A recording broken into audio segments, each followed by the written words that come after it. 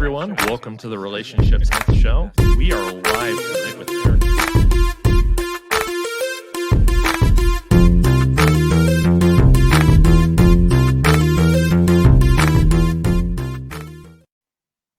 Hey everyone, welcome to TRS. We are live this week with Liz Saunders from the TV show From. I never had to phrase that. Liz is also the voice of Mrs. Turtle, Franklin's mother. Actor, producer, mother, wife, our guest this evening. Feel free to message in with questions you have. No, we won't be asking spoiler questions, but feel free to ask anything along the ways, and we'll gladly get to you. Liz, thank you so much. I know you had a busy day shooting all day today, and you still managed to join us. That was so amazingly nice of you. Thank you so much. Oh, my pleasure. It's my pleasure. I'm glad it worked out. I am. I'm just glad we got to make it work. And wow, I'm blown away. Based on watching your character on the show, I was intimidated to even talk to you. That's how well you do her. But I know you're not her. That is a character that you just do so amazingly well. But I did want to start on some background because I do want to get to know the real you, who you are. So you were born in Bristol, England, as Elizabeth Brown. And what helped make you into the successful actor that Elizabeth Saunders is today? And I'll let you answer in any way you want, any part. Yeah. Okay. Well, I think a lot of hard work, a lot of waiting, a lot of luck not happening at times for me, and then times where it came along. I mean, there isn't just an element of good fortune, but like no matter how good you are, like, but a lot of hard work and waiting it out and finding myself as a performer. And you certainly have. You certainly have. You stood out in the first episode of From. Stood out as somebody I wanted to keep an eye on. What would Elizabeth Saunders today tell Elizabeth Brown of yesterday? Oh God, a lot of things. I think well, there's always you're going to be okay. There's always that. Sure. It's there would be a lot of reminders of, you know what, this is not going to matter. This is not going to matter. Yeah, that's great advice. I wish I would have had that. I still wish somebody would come down occasionally and tell me that now. No, I still want people to do it. I still need that voice in my head, but it was I thought everything mattered so much. Also, do what's right for you. I followed some advice of people that I knew went against my grain, and I think I wasted energy and time doing it. But on the other hand, maybe it was lessons. Sure, that's the way I've learned myself is not listening sometimes, or even listening, and then like maybe don't do that again. Yeah. But I mean, thankfully we do have a fair amount of time in life, not unlimited. We just have to always realize it's not unlimited. You got time to make mistakes. Yeah, and that's a biggie too. Like knowing that I can make mistakes, and it's not the end of the world. And watching my children fear making mistakes and going, I don't mind. I don't want you to suffer the consequences of it, but it's okay to make a mistake. I didn't see your first acting credit on IMDb is Almost Partners in 1987. You were 21 years old. No, that is not me.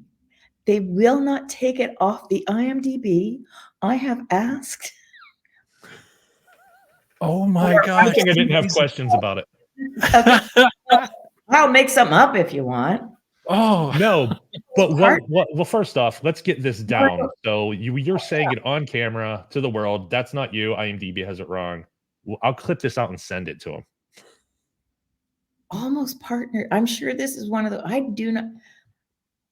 This is one that rings a bell only because I'm like going. I was 21, almost. That's not me.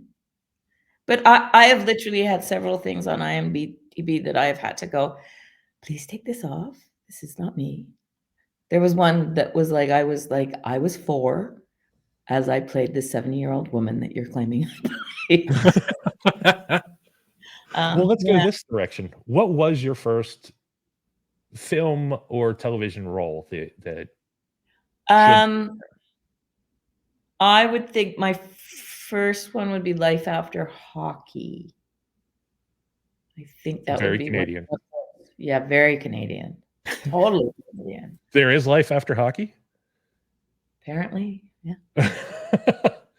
So I was wondering, like, what were your first? Did you start off in doing more theater acting and then go? Yeah. Yeah. I trained as a theater actor, and that was what I was going to be. And in fact, I was sometimes told you will never do film and TV. But and I wanted to, but I was like, my goal was to do the classics and be in theater for a career. And then somehow it shifted into film and TV, like in my 30s and really, really in my 50s. Sure. I had a question around that. I saw somewhere that you wanted to play a role. One of your ultimate roles that you'd love to do is in Who's Afraid of Virginia Woolf, and it's one of my favorite movies. I would love to see. So if you ever get a chance, please let me know. Okay, I I will. love I will. everything about that. I love everything about that movie, and I'd love to see Oh, it's brilliant. And your take on that crazy. brilliant. I would love to do it. I would love to do it. It came up recently, and I was like, actually, maybe I need to pursue that. I don't know. I would love to play that part. It's I'm not necessarily all for remakes and everything, but I still like. I think the world needs to see this again. And it's now it's an old movie to so many people. I'm like, no, it's a brilliant movie. It's a brilliant play. It's Yeah, yeah. And but yeah, when I saw that, I'm like, I like you. Like to pick that on, if you have so many things you could pick, and you pick that, I'm like, yeah. No, it's sort of it's a dream role, and it's always been a dream role. Like even when I was just way too young to play it, and now I have roles that were dream roles that I'll never play. I've had to resign myself to the fact that I've passed them. So How do you deal with that, like on an emotional level? Like, do you just set a new goal, or do you like, maybe I could rewrite it to be, it's I don't know. yeah. I think we're moving into a time now where we consider that more. Like I've played a number of roles in theater now that were originally male roles, and I've Mhm. played them as me, I and it's think gone well. I think that the entertainment world is finally getting hip to the fact that we understand that you're an actor, be it male, female, black, white. It doesn't matter what was written in the book or the script. Can they do the job? Can I enjoy it? It doesn't matter if it doesn't fit exactly what was supposed to be, but can they make you enjoy it? And I think people are finally getting hip to that. I think they are, and I mean, I really believe if someone is really, really good at what they're doing, you'll quickly forget what Yeah. this looks like. You see it, but it doesn't matter. I believe that if the job is not being done well, that it's harder to get past biases. But I think we'll all get past biases. If somebody is embodying something deeply, we just forget. I think Yeah. we do it And in our daily lives too. yeah, yeah, and I'm glad to see it. So who knows? Hopefully someday, you get that one role, and you're like, can I? I'm doing it. Like, Oh, you know what? If there are roles already that I'm like I've done in small theater, but God, yeah, I'll do it. I'll try it. I want to do it. It's great writing.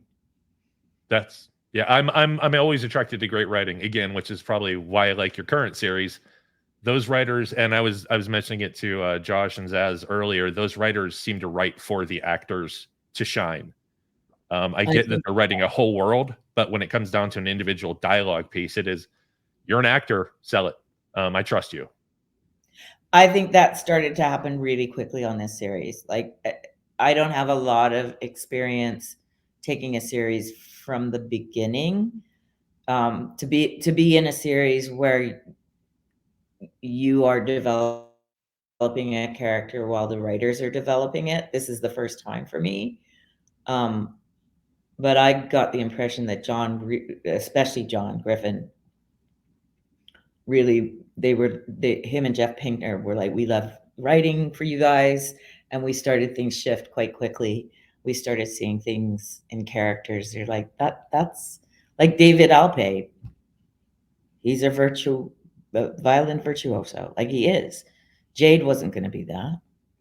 But I was wondering about that myself. I'm like, because that's something that like, did they hire him because he could do that, or because it wasn't in the first episode he was no, in, it showed up. I'm like, no, oh, they found out. They they heard him found in the trailer or something. They're like, hey, can you? they found Um, out. Yeah. yeah, I'm and it does add to the character, and it added. There's a plot around it too, yeah. so it became important.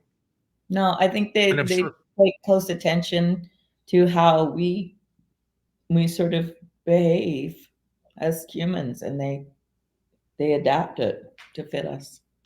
So one of the other ways that you can act, of course, is voice acting, which you did with Mrs. Turtle on Franklin the Turtle. How what are some of the challenges of going from traditional acting to voice acting for you? Like something you had to work on or overcome, or what you enjoyed even? I didn't I didn't feel I had to overcome per se. Um, I really enjoy it. I don't get to do it nearly enough. Like Franklin was a great long run, and I am so grateful for that series. And I'm proud of that series. I think it's a beautiful kid series. Um, but I have such fun doing it. There's an abandon that because the words are there, so you don't have to struggle about it being memorized. Right. You have to know it well to be able to play with it. But it's actually a really abandoned place for cartoons, especially something like commercial voiceover. I struggle with it a little bit more because I hear my brain going, "That didn't sound good." Yeah. But, You gotta put the comma right here and exactly that yeah, long. And that's where I have a hard time when I'm working on something like that, where I know someone is like, "Could you just put a slightly longer pause in, and like, could you play that comma?" Or sometimes it's written in a way that you go, "Oh, this isn't jiving with me," and I have to find the cell on it. But that would be the hardest thing. But yeah. cartoons, I wish I got to do so many more of it. So many more. Yeah, let's Cliff, hope somebody's watching right now. pardon? Let's hope somebody's watching right now that needs somebody like you for a cartoon voice. Like they know you want to do it. I think that getting the word out could help. Maybe. No. Do you remember the first time a fan recognized you and how it felt? At any point in your career, Yeah, any I role? do because it was like this year. Ah, you're kidding Especially me.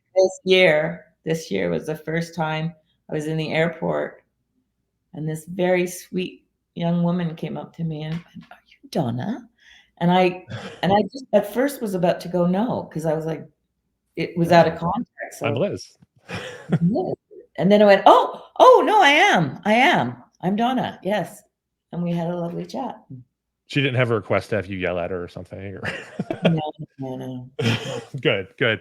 I don't know how I would, because I've talked with a lot of people, working my way up, talking to more people, and sometimes you hear stories of people that don't understand the difference between character and actor, and like don't ask a question that's been asked a million times. Don't make requests to perform when they're not at work.